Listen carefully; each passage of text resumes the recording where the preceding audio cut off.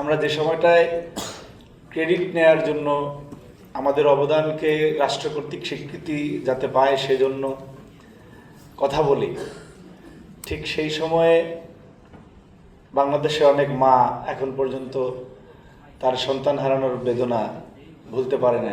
এখন পর্যন্ত অনেক চিরতরে পঙ্গু হয়ে যাওয়া, চিরতরে চোখের দৃষ্টিশক্তি হারানো ভাইরা এই জুলাই রয়েছে। সুতরাং যে আর কখনোই জীবনে দেখতে পাবে না তার অবস্থাটা আমাদের চিন্তা করা উচিত। যে আর কখনোই জীবনে স্বাভাবিক জীবনে ফিরে আসবে না তার বিষয়টা আমাদের মাথায় রাখা উচিত। আপনি আমি জেল খেটেছি, কিন্তু আমরা তো সুস্থ আছি। আপনি পৃথিবীর ইতিহাসে এমন কোনো অধ্যায় পাবেন না যেখানে আপনি যদি দানবের বিরুদ্ধে কথা বলেন আপনাকে নির্মমতার মধ্যে, নির্যাতনের মধ্যে আসতেই হবে। সুতরাং সেইটিকে, আমার কথা অনেকে মন খারাপ করবেন জানি, জুলাই যোদ্ধা, জুলাই রাজবন্দী। আপনি তো তখনই ক্রেডিট পেয়ে গিয়েছেন যখন হাসিনার পতন হয়েছে। আপনি যে চিন্তা করে দেখেন, এই আন্দোলনটা যদি ব্যর্থ হতো আপনি তো এই ক্রেডিট চাইতেই পারতেন না, বরং আপনি অস্বীকার করতেন যে আপনি এখানে ছিলেন না। সুতরাং আপনারা ঠিক না বললেও আমি বলে যাব, জুলাই আপনি মাঠে ছিলেন।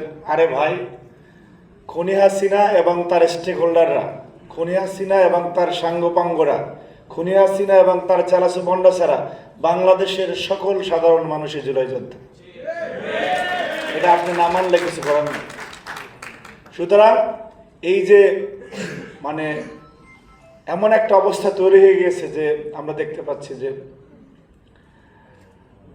দীর্ঘ 17 বছর যারা কষ্ট করলো, বা তারও আগে, আমি বিএনপির কথা বলতেছি না, অন্যান্য যারা, আহমেদ কবির কিশোর, লেখক মুস্তাক আহমেদ, আর এই যে ডিজিটাল সিকিউরিটি অ্যাক্টে অ্যারেস্ট হয়েছিল তারেক ভাই, যে মারা গেল, যে জেলখানা থেকে যার লাশ বের করা হলো কাশিমপুর থেকে, হ্যাঁ এক্স্যাক্টলি মুস্তাক ভাই। এরকমের বিশ্ববিদ্যালয়ের শিক্ষক, নবম দশম শ্রেণী পড়া শিক্ষার্থী, রিক্সাওয়ালা, ঠেলাওয়ালা, এমন কোনো শ্রেণী পেশার মানুষ নেই। 471 জন সাংবাদিকের আপনার চাকরি গেছে হাসিনার সময়।